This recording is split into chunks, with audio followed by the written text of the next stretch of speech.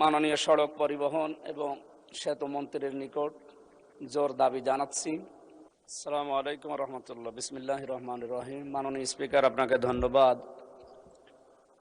আমাদের উত্তর অঞ্চল এবং দক্ষিণ অঞ্চলের প্রবেশদ্বার সাংস্কৃতিক রাজধানী কুষ্টিয়া। এখানে বটতল থেকে কুষ্টিয়া বিশ্ববিদ্যালয় পর্যন্ত এবং বটতল থেকে পাটিকাবাড়ির শেষ সীমানা পর্যন্ত প্রায় 20 কিলোমিটার, ওদিকে 22 কিলোমিটার এই রাস্তা অত্যন্ত জরাজীর্ণ অবস্থা। আমি মাননীয় মন্ত্রী সড়ক পরিবহন মন্ত্রীর নিকট আবেদন রাখছি, আমাদের এই দুইটা রাস্তা, বিশেষ করে 42 কিলোমিটার,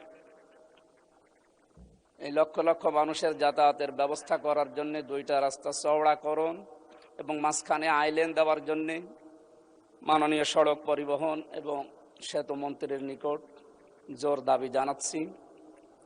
এবং আমাদের কুষ্টিয়াতে কয়েকটা বিষয়, বিশেষ করে আমি এর নোটিশও আগে দিয়েছি।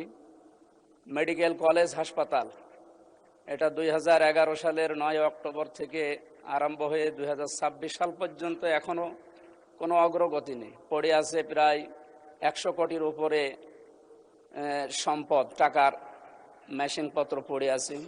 এখানে 23টা বিভাগ চালু হওয়ার কথা, 2টা বিভাগ চালু হয়ে পড়ে আছে। প্রায় 5টা জেলার মানুষের